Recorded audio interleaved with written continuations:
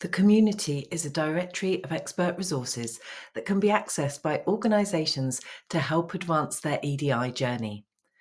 Subject matter experts and specialists who provide consulting, training, and other services to help organisations improve EDI.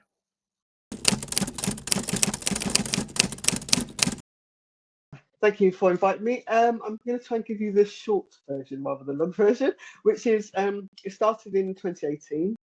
And it was on the back of I think it was an article that I'd seen that indicated that there was an ethnicity pay gap, which I didn't know anything about, shockingly.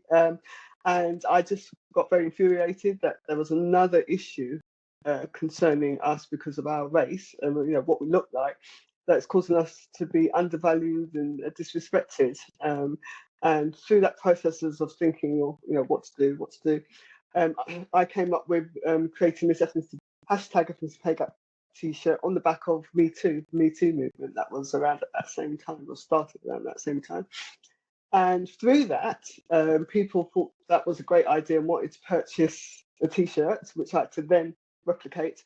I then started to gain some sort of momentum, and I started to look into it a bit more research. I thought it was just to do Black people, then realised no, not just us, it's anybody who's Black, Asian, or any other ethnic group that is has this issue, and the issue is quite serious. And in 2018, I found out there was an ethnicity pay gap of £3.2 billion in the UK, which really shocked me and got me even more annoyed.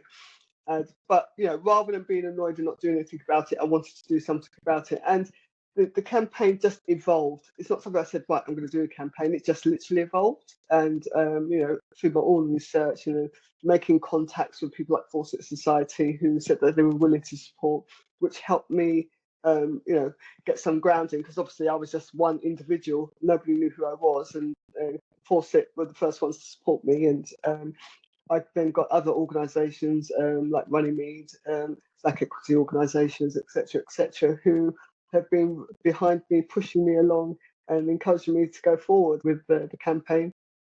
And in 2021, I started Ethnicity Pay Gap Day, which is on the 8th of January, because I felt there needed to be more awareness raised about the issue and to get people recognising that something needs to be done.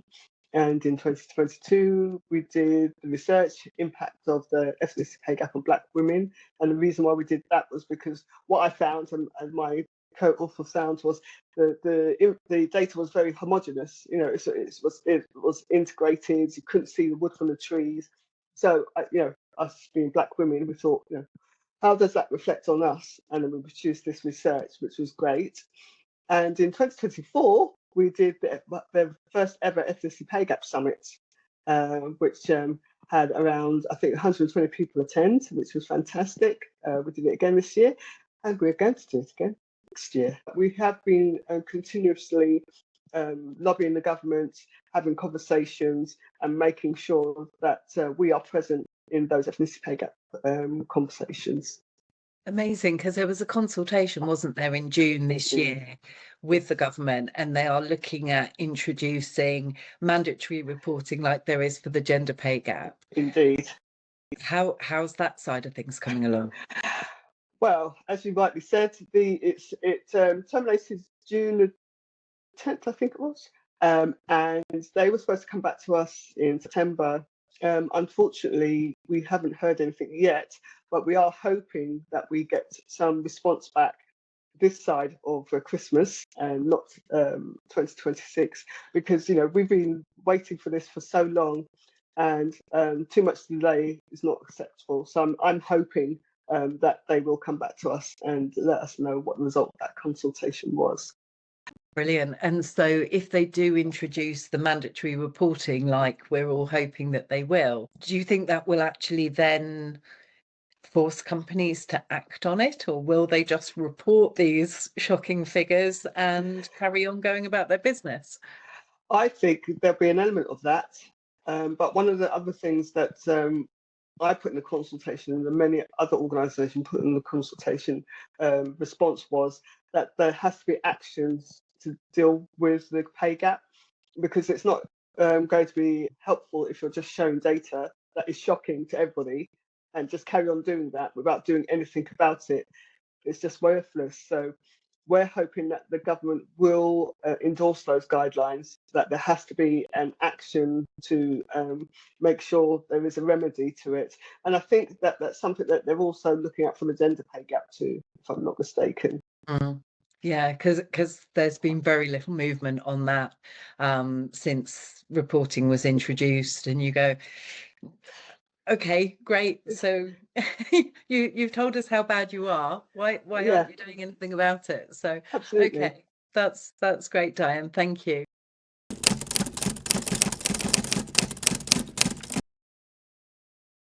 I liked what you were doing and what you were saying that you were trying to evidence. I've seen so many tick box accreditors that said, "Oh yeah, you've done this, you've done that," without really being critical about it. So not enough depth to make any change, which is very disappointing. So there's lots of organisations that have got accreditation, but in reality, what's going on in their organisation does not reflect their accreditation. So what I liked was that the fact that you hold people to account and make sure they do the work, which is quite key.